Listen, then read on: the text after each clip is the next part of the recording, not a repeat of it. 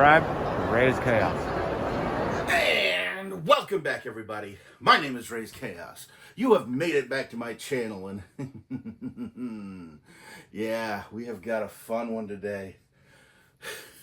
You know, Raze did say a while back that he wasn't going to get all of the Alfred Hitchcock pops, but yeah, he is back today with the final Hitchcock pop that they have made so far. Because yeah, Raze buckled. Raze is a huge Alfred Hitchcock fan, and all it took was watching the movie again. North by Northwest, obviously already did that one earlier. Birds, everybody knows the Birds. That's one of his most famous. And of course, Raze got Psycho long ago. Even got the director pop from the line of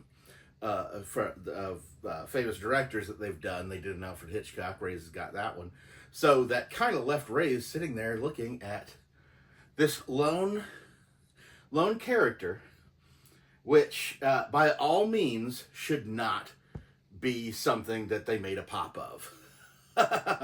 Just by the very nature of the entire story. This is the very definition of an in-action figure. And it is, of course, it is Jimmy Stewart as Jefferies, which this is a ridiculous way of actually putting this thing. Even naming it Jefferies. He even in the movie he mentions that his name is L.B. Jefferies, and everybody calls him Jeff. And I've known people like that. I've had people whose last names were basically first names, and instead of actually going by their first name, they just abbreviate the last name and say that, like, you know, like Jeff for Jefferies. Yeah, he goes by L.B. Jefferies, and he's referred to as Jeff. So the Jefferies as the name on here is wrong. But there is plenty to talk about with this movie. And Raze, we're going to go ahead and put this guy away, and we're going to have a look at this.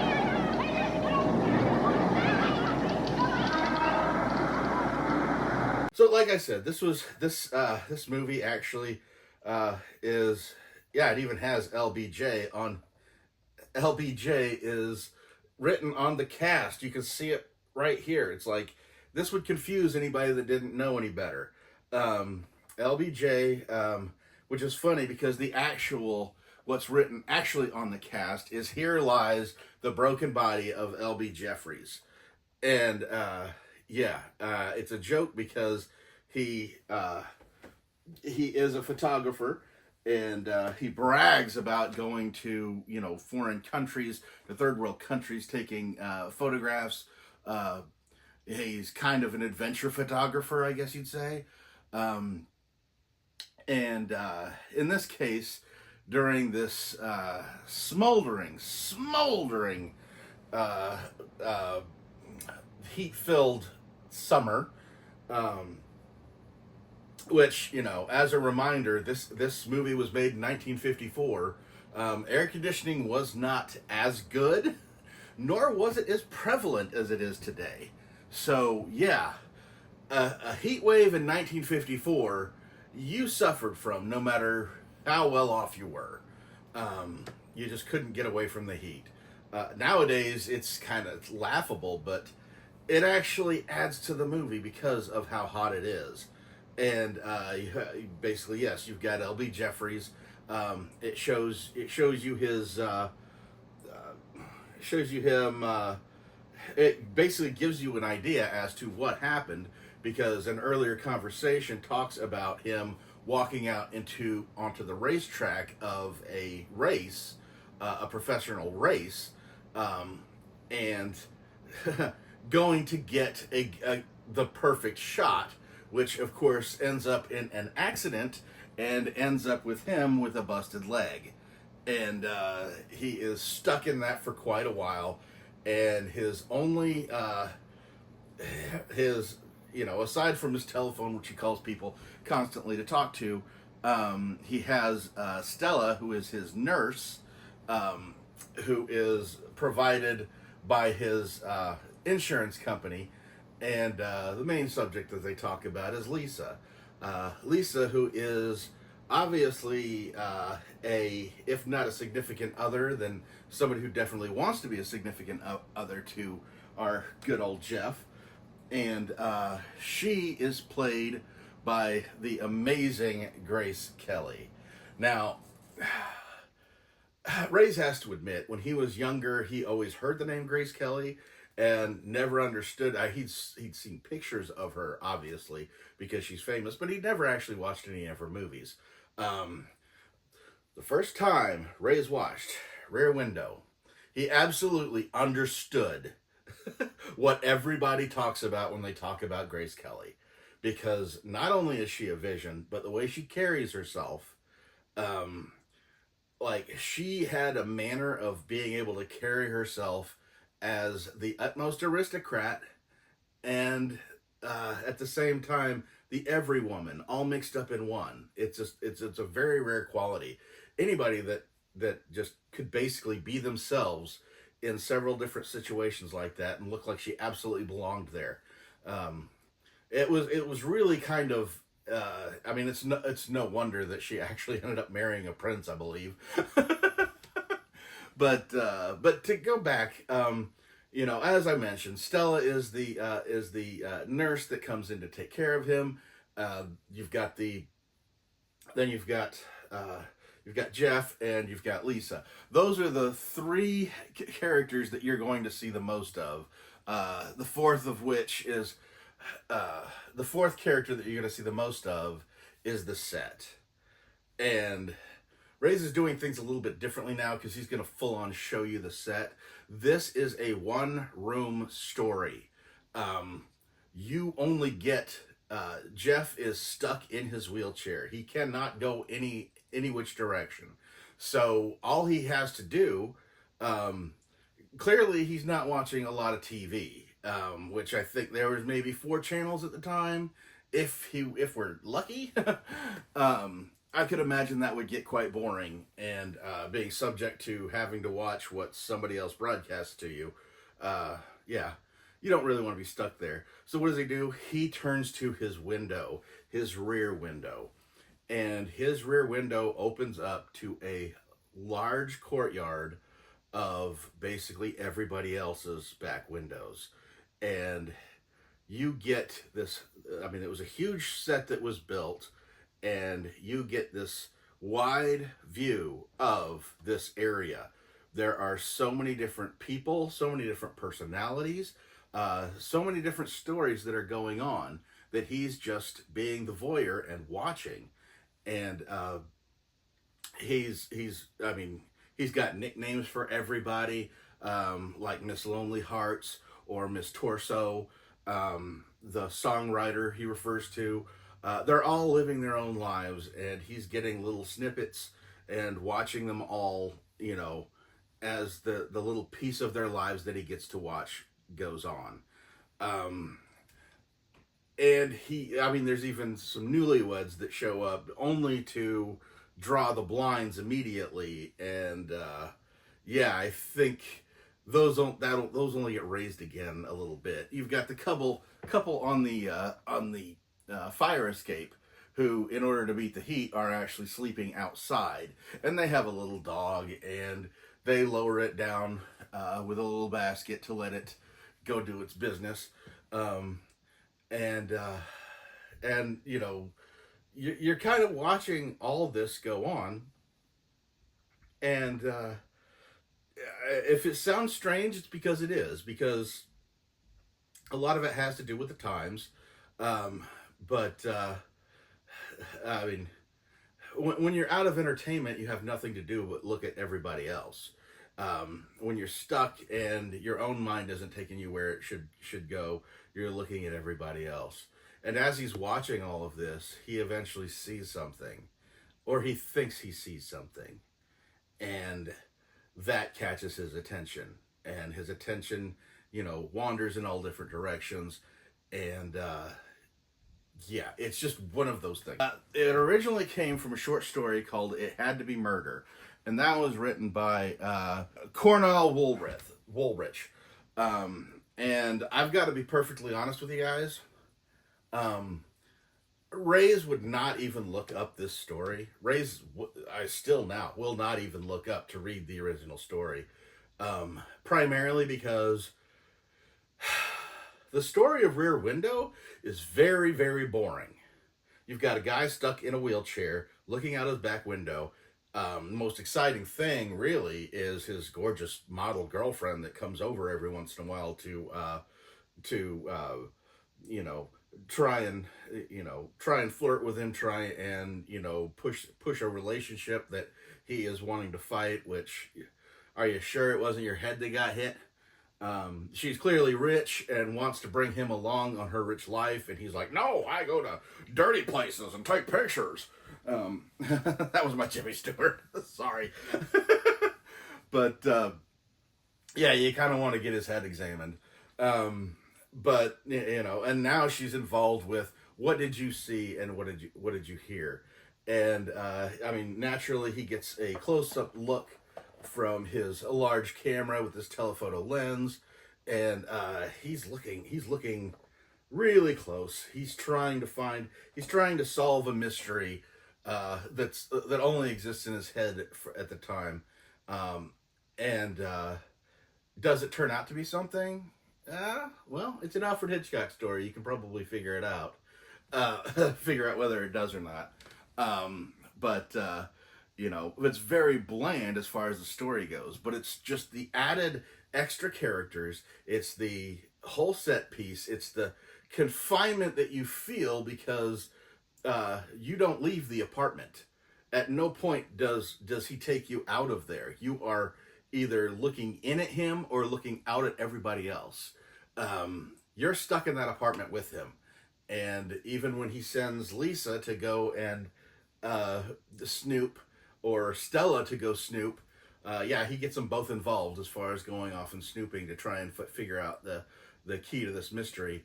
But he's stuck, and so are you. And you are watching everything as it unfolds.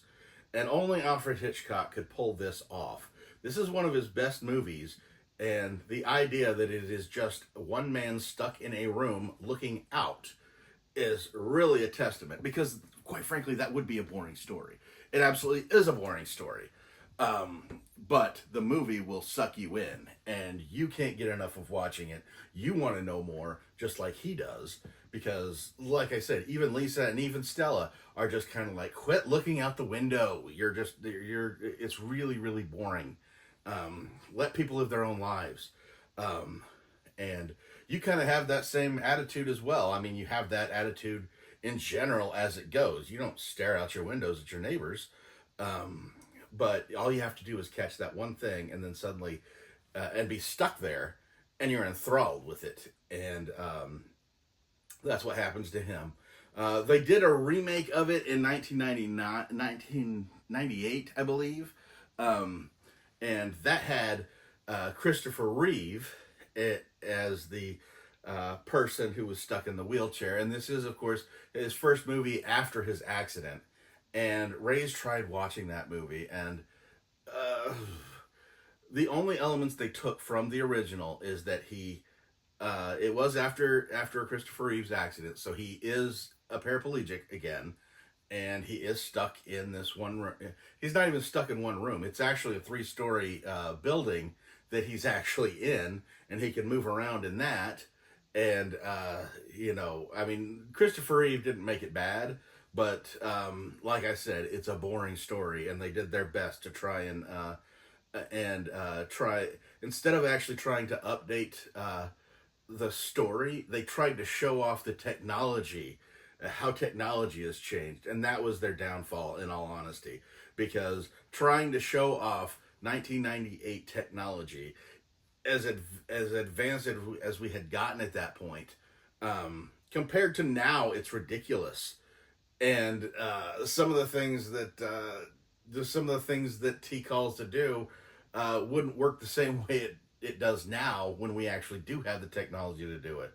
So, I mean, it was really kind of hard watching it, especially because at one point somebody is actually berating Christopher Reeve while he's stuck in the chair and mocking him and his difficulty in breathing. And yeah, Christopher Reeve is a very beloved person. And not too many people say a bad thing about him. And to watch somebody mock him in his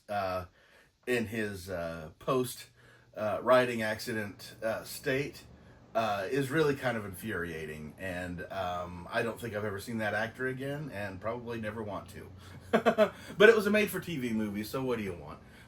It is actually free to watch on YouTube. The remake is, if you want to check that out and just, Raze loves bad movies, but yeah, this is one that Raze felt like he had to watch, especially because he was getting ready to do this video, and Raze will probably never watch it again. It really was not that captivating, but Raze will watch Rear Window any day of the week because it is that enthralling and it is that enjoyable. But let's go ahead and take this guy out now and have a look at him.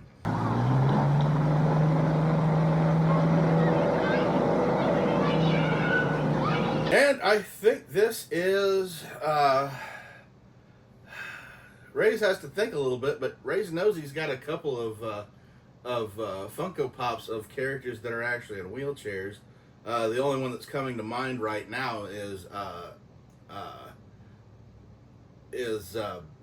whatever happened to Mary Jane. He has he has both of those pops, and one sister is in a wheelchair. And here we've got LB Jefferies in his wheelchair with his telephoto lens. And I think it's really cute because in the movie they actually do have him use his plastered up leg as a prop at one point, like a tripod to keep it steady. And I don't know if that's to show just how resourceful he can be, or just how committed to getting the shot he is. But not to give away too many spoilers, but that camera is going to come in handy when he actually gets closer to the truth and figures out how bad this is, but or how bad the situation is. But yeah, you can even look past the wheelchair here at the cast, and it looks like there are two F's in Jeff, which, to look at it from the side, all you see is LBJ, but then you really kind of look, and you can see the Jefferies here. Jeffrey, yeah, from a certain angle you can look down and see Jefferies is written out on the cast, although there was a much bigger message in the movie, obviously. But yeah, this is really cute, and Raze couldn't leave just one Alfred Hitchcock character swinging in the wind. He had to get this. Rear Window is one of Raze's favorites, which you'll hear Raze say that when he talks about Alfred Hitchcock movies, because they are so great. But yeah, Rear Windows is up at the top there. And in all honesty, Raze's favorite Alfred Hitchcock movies, you would think Psycho would be at the top, but it is sometimes, not always. Sometimes, like right now, Raze's favorite is Rear Window. But if Raze watches North by Northwest tonight, that'll be his favorite. If he watches Psycho tomorrow, that'll end up being his favorite. It's one of those things where so many of his movies are so great that it's kind of hard to pick just one. But at any rate, I'm looking at my little guy here. But at any rate, Raze hopes you enjoyed this video. Hope you enjoyed being stuck in your chair watching what Raze is presenting to you. And you didn't need a telephoto lens to do it. So I hope you have a great day. I hope you have a great week. Raze is going to go ahead and get out of here now. Let me know down in the comments below if you've seen Rear Window. if you've seen Grace Kelly, I mean, there's so much good to talk about this movie.